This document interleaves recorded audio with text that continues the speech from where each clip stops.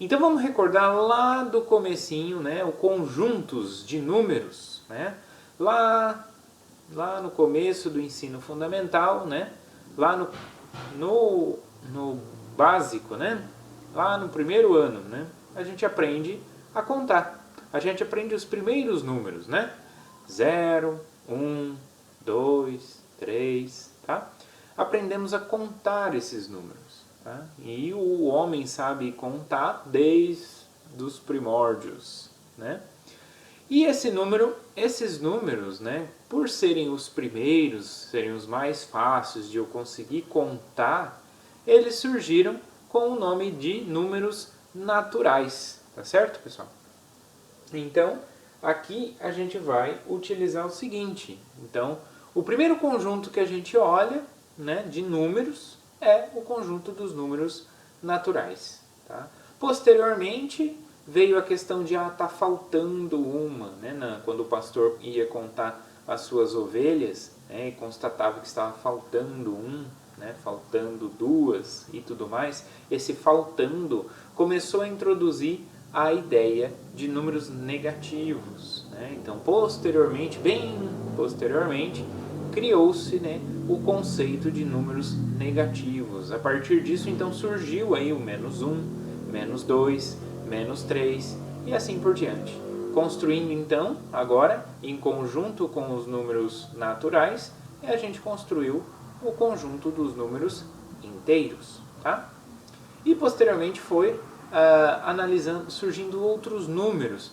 Eu tenho, por exemplo, uma barra de chocolate e eu dividi ela ao meio. Bom, tem um número que vai representar uma parte de duas, né? Então 1/2 surgiu aí a ideia de fração, né?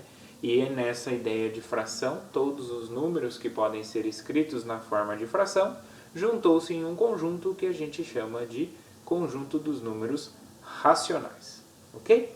Bom, então basicamente é isso que eu escrevo aqui. Então, o conjunto dos números naturais a gente vai denotar dessa forma, um N com uma barrinha aqui do lado. O conjunto dos números inteiros a gente vai denotar por Z, tá? Com essa barrinha aqui do lado, né? Os inteiros. E Q, os números racionais, tá? O Q com essa barrinha aqui dentro, beleza? Bom, os números naturais, então, são aqueles que permitam que a gente comece a contar. Okay? Então é 0, 1, 2, 3 e assim por diante, vai até infinito. Okay? Os números inteiros vão ser os números naturais junto com os negativos. Então vem lá do menos infinito, -3, -2, -1, 0, 1, 2, 3 e vai lá para mais infinito. Né? E os números racionais? Os números racionais são todos que são escritos na forma de fração. Então ele é um número A dividido por um número B, onde o número A e o número B são inteiros. Né? Então, a partir do conjunto dos números inteiros, a gente consegue escrever o conjunto dos números racionais, pegando um inteiro e dividindo por outro inteiro. Beleza? Bom, o conjunto dos números naturais, obviamente, está dentro do conjunto dos números inteiros. O conjunto dos números inteiros está dentro do conjunto dos números racionais? Está. Por quê? Porque eu posso escrever cada um desses elementos como sendo ele mesmo sobre 1. Né? Então, qualquer número dividido por 1 vai dar ele próprio. Então, dessa forma, eu consigo enxergar o conjunto dos números inteiros dentro do conjunto dos números racionais. Okay? Além disso, existe mais alguém além dos números racionais? Bom, existe. A gente escreveu aqui nesse conjunto todos os números que podem ser escritos na forma de fração. Mas eu tenho números que não podem ser escritos na forma de fração. Um exemplo é o número π. Né? O número π, então, ele está fora do conjunto dos números racionais. Então, se eu pegar todos os números que são escritos em forma de fração e os que não são escritos em forma de fração, né, em forma decimal, então, e uni-los, a gente vai ter então todo esse universo que é o conjunto dos números reais. Então o conjunto dos números reais são todos os números que a gente trabalha, né, com vírgula e infinitas casas depois da vírgula. Né? Pode ser finito, e aí com isso é racional, ou infinito sem sequência, tá? Para não formar uma dízima periódica. Ok, pessoal? Então esses são os principais conjuntos que a gente tem, né, que a gente trabalha, né? Os números naturais, inteiros, racionais e reais, né? E esse complemento aqui, né, o que não está nos números racionais, a gente chama de números irracionais. Só que não temos um símbolo para ele, né? Aqui eu chamei de linha, mas poderia chamar de quadrado, poderia chamar de qualquer coisa, tá? Ele não tem uma notação, enquanto os números naturais, inteiros e racionais têm uma notação própria, né? Esses daqui são escritos dessa forma, inclusive os reais. Também é esse R com uma barrinha do lado, ok? Prosseguindo então, pessoal. Bom, dentro do conjunto dos números naturais, eu posso somar dois números naturais, não posso? 1 mais 2 dá 3, né? 3 mais 5 dá 8. Né? Posso somar números naturais sem problema algum. Né? Bom, além disso, eu posso também multiplicar números naturais. Né? O 1 vezes 2, 2, 2 vezes 3, 6, e assim por diante, obtendo números naturais. Tá? Então, esse tipo de operação, né, somar dois números e multiplicar dois números, é bem definido, né, dessa forma. Tá? A gente aprende desde lá de cedo, né, como que multiplica números e como soma números naturais. E aí, números inteiros vai aparecer a subtração. Né? E depois, números racionais, vai aparecer a divisão. Tá? Mas, por enquanto, a gente não está falando em divisão ou subtração. Vamos falar primeiro só em soma e multiplicação. Né? Então, como que a gente soma dois números racionais, por exemplo? Né?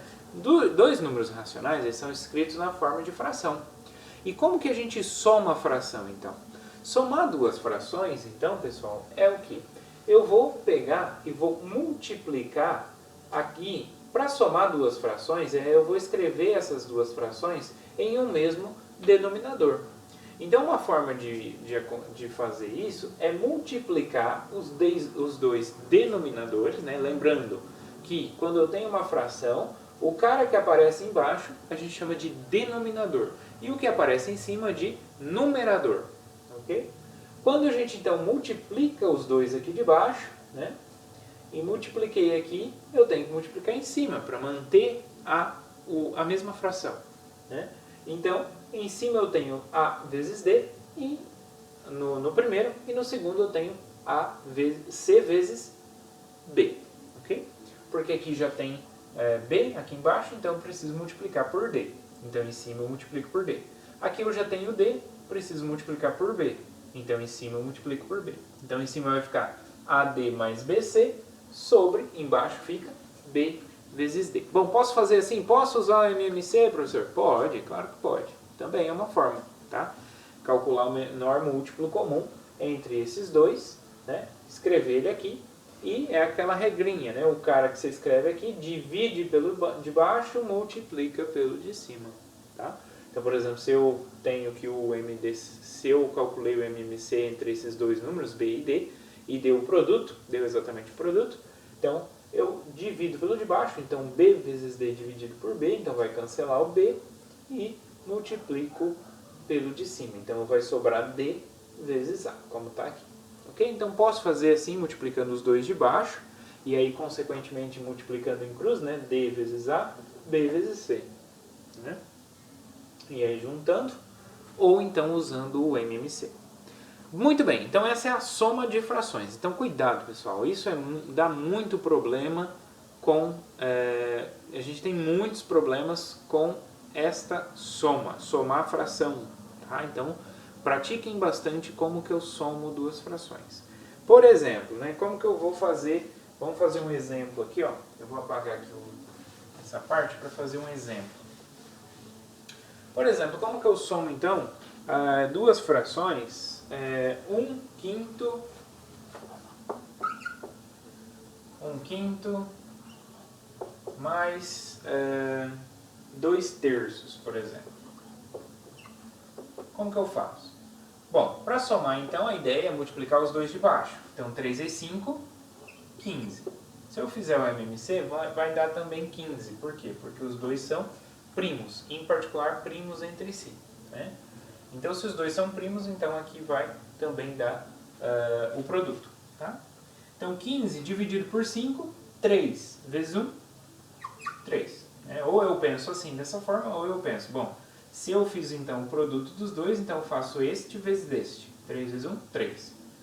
E este vezes esse. 2 vezes 5, 10. Né? Ou então 15 dividido por 3, 5. 5 vezes 2, 10. Em cima então 10 mais 3, 13. Embaixo 15. Pronto. Então essa aqui é a soma, tá? desses dois números racionais. Ok? Muito bem.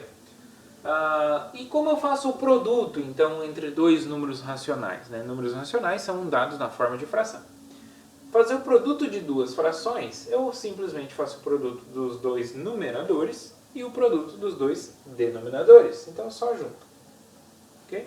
Por exemplo, se eu tivesse aqui a mesma situação, 1 sobre 5 vezes 2 sobre 3. Como ficaria? 2 vezes 1, 2.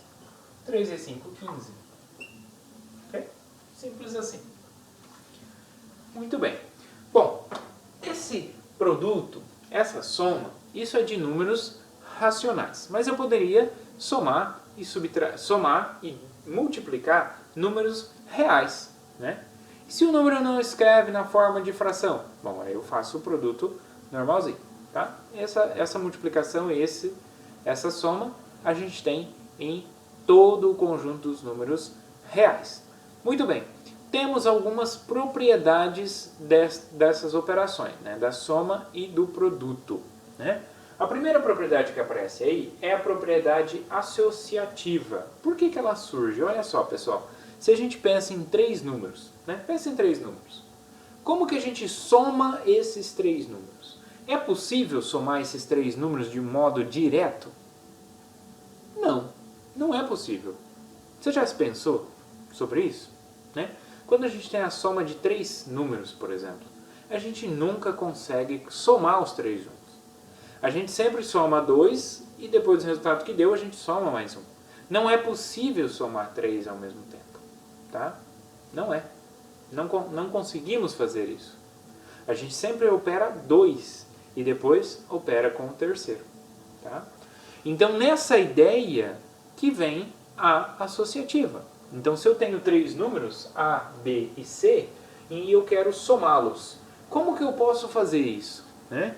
Então eu posso somar A e B primeiro e o que deu, somar C.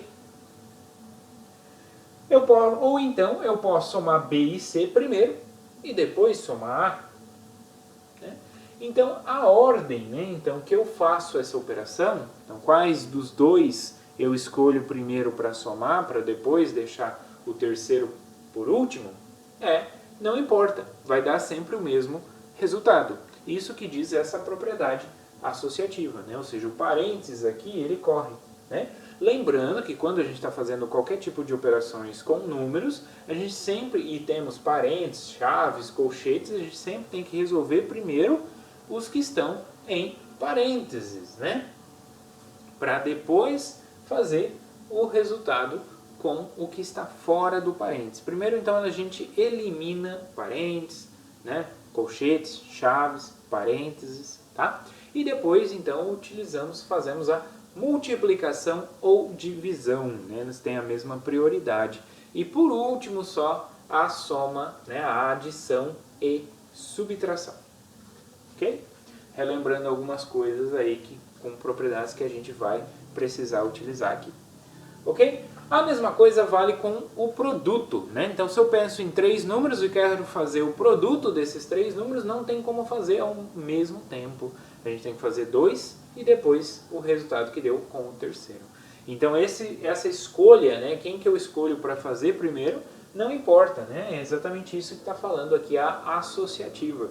Então, se eu faço o primeiro produto de A e B e o que deu depois eu multiplico por C, é a mesma coisa se eu fizer o produto primeiro de B e C, e depois o que deu, multiplicar por A. É a mesma coisa. Tá? Então essa propriedade garante isso. Depois a gente tem a propriedade comutativa. Né? A gente diz que uma propriedade é comutativa se eu inverto as ordens e continuo dando o mesmo resultado. Né? A ordem dos tratores, né, não muda o viaduto. Né? Exatamente isso. Né? A ordem dos fatores não altera o produto. Ok?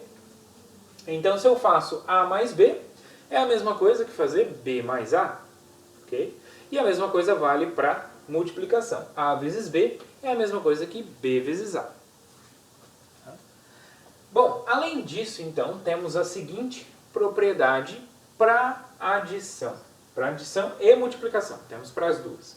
O elemento neutro. O que é elemento neutro? Bom, no próprio nome já vem, né? Neutro. Neutro significa que é indiferente, né? Não faz diferença, tecnicamente. Né? Então, o elemento neutro, quem seria o elemento neutro da soma? Ou seja, um elemento que eu somo e não vai fazer diferença. Né? Então, se eu pego um número A e somo com esse elemento neutro, vai continuar dando o elemento A. Né? Então, quem é ele? É o zero, né, pessoal? Então, se eu pego qualquer número, né, e somo com zero, vou continuar tendo esse mesmo número. Não mudou nada. Então, é um elemento neutro. Né? Então, existe esse elemento, né, que não vai fazer diferença na adição. É exatamente o zero. O zero é o elemento neutro da adição. E na multiplicação? Bom, na multiplicação a gente tem o 1. Né? Então, se eu pego 1 vezes qualquer número, vai dar esse número. Esse próprio número. Então, se eu pego 2 vezes 1, 2. Se eu pego 1 milhão vezes 1, é 1 milhão. Né? Então, é um elemento neutro da multiplicação. Tá certo? Então, essa propriedade aqui então, garante a existência desses dois elementos. Do 0, que é o elemento neutro da adição, e do 1, que é o elemento neutro da multiplicação. Bom, além dos elementos neutros, a gente tem dois tipos de elementos também, que é o elemento oposto e o elemento inverso. O elemento oposto é para adição e o elemento inverso é para multiplicação. O elemento oposto é o seguinte, dado um número, se eu tenho um número, né, um número A, eu vou pensar, será que existe um outro número de tal forma que quando eu somo esses dois, dá o elemento neutro? Né? Ou seja, se eu pego dado um elemento A, será que existe um outro número de tal forma que quando eu somo, dá zero? Né? Existe, que é o que a gente chama de menos A. Né? Então, dado um elemento A, real, um número real, existe um número real, que a gente vai denotar por menos A, né? De tal forma que quando eu pego esse A e somo com o menos A, né, mais com menos, menos, então vai dar zero. Okay? Esse elemento, né, que existe, a gente denota ele por menos A e a gente chama ele de oposto. Tá? Então o nome oposto é para adição. Tá? Então, dado um elemento, existe o elemento oposto. É aquele que eu opero e dá o elemento neutro da adição. Temos aí também o elemento inverso, que é para multiplicação. Então, dado um número, eu quero obter um outro número, que quando eu multiplico esses dois, o que eu obtenho é o elemento neutro, que é 1, para multiplicação. Ok? Então, vamos pensar. Então, dado A, né, primeiro, ele precisa ser diferente de zero, né, porque o zero não tem como, né? A gente sabe que 0 vezes qualquer número é zero, então não tem como existir um número que multiplica 0 e dá 1. Né? Então ainda não existe esse número. Tá? Então vou pegar esse número diferente de 0. Né? Então se ele é diferente de 0, então existe esse número 1 sobre A. Então esse é um número racional. Em particular, então se ele é racional, ele é real. Né? Então 1 sobre A é um número real. De tal forma que quando eu multiplico, né, o A pelo 1 sobre A, dá 1, né? Eu estou multiplicando por A e dividindo por A. Então, ele vai cancelar esses dois, vai sobrar 1. Né? Então, esse elemento aqui, 1 sobre A, a gente denota ele por A menos 1. Tá? A menos 1. Essa é a notação do elemento inverso. Tá?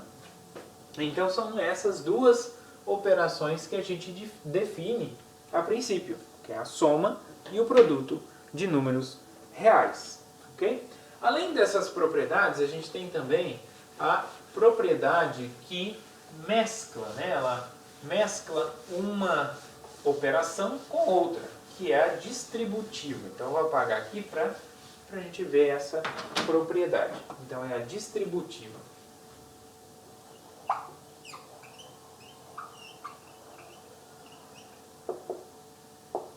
O que diz a propriedade distributiva? Então a distributiva diz o seguinte, que eu posso pegar um número A e multiplicar pela soma B mais C.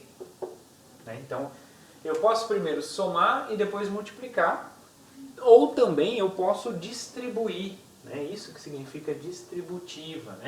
Eu posso distribuir o produto, fazendo aí o produto de A por B e depois de A por C.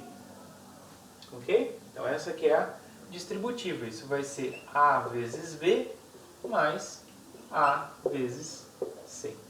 Então essa aqui estabelece uma relação entre as duas operações. Eu estou fazendo a operação multiplicação e a operação soma. Então eu posso distribuir. Então ou eu somo primeiro e depois multiplico, ou então eu posso multiplicar primeiro, este com este com este e por fim somar.